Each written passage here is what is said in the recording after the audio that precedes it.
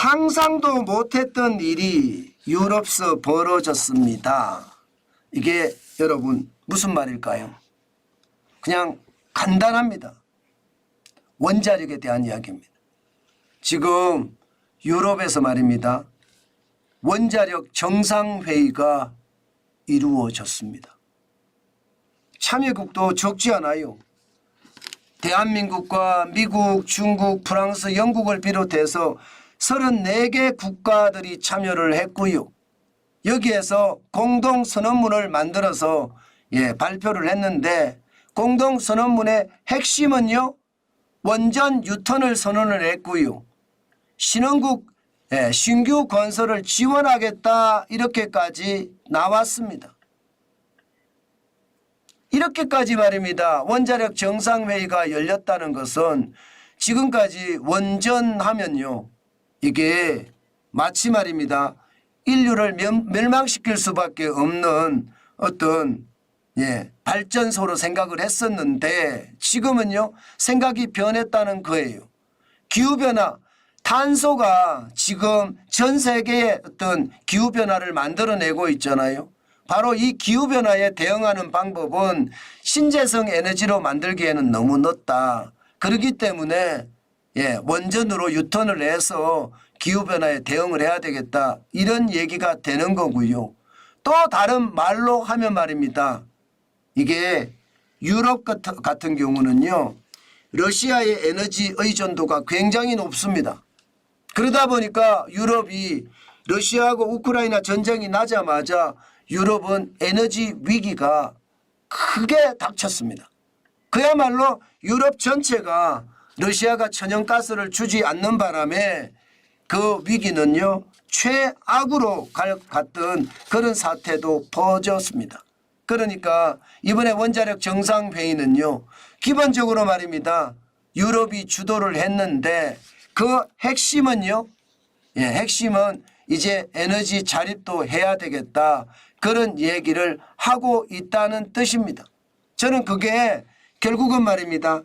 그동안 터부시되고 탈원전을 계속해서 추진했던 나라들도 이제 원전으로 완전히 유턴했다는 이야기가 되는 겁니다. 저는 이것이 말입니다. 결국 말입니다. 이제 원전이 세계적인 어떤 에너지원의 핵심이 돼 간다. 저는 그런 생각을 합니다. 실제 전 세계도 말입니다. 보시다시피 미국은요. 원전 발전 용량이 굉장히 많습니다. 적지 않습니다. 95.5 기가와트입니다. 원전 수도 미국은 93개나 되고요. 프랑스도 말입니다. 지금 61.4 기가와트입니다. 56개나 되고요. 중국은 2023년 기준으로 55개예요.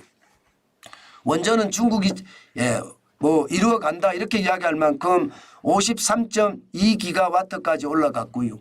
일본은요 33개입니다. 31.7 기가와트고요. 러시아도 38개고요. 28.6 기가와트고요. 대한민국은 24기나 있습니다. 23.1 기가와트고요. 기타 전 세계에는요 원전이 143개 102.1 기가와트가 지금 생산이 되고 있다는 뜻입니다. 그만큼 말입니다. 이게 우리가 상상도 못했던 일이 지금 유럽에서는 벌어졌고요.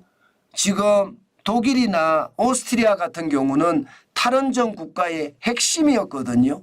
지금 독일이나 혹은 오스트리아 같은 탈원전 국가의 핵심인 국가들도 이제는요 원전하기 시작을 했습니다.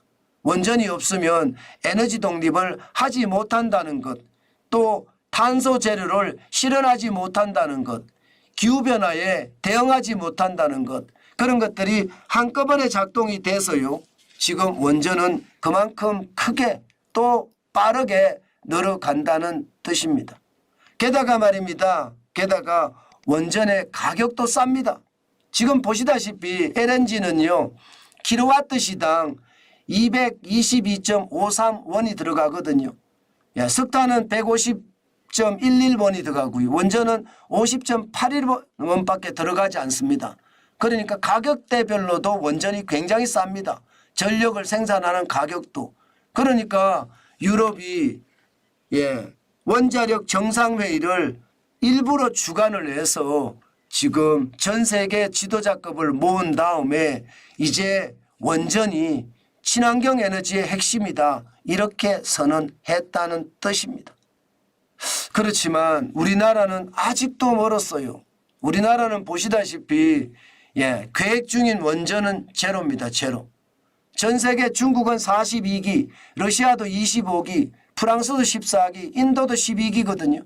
캐나다도 11기고 영국은 8기, 미국도 3개나 지금 만들고 있습니다. 그러나 대한민국은 0이에요.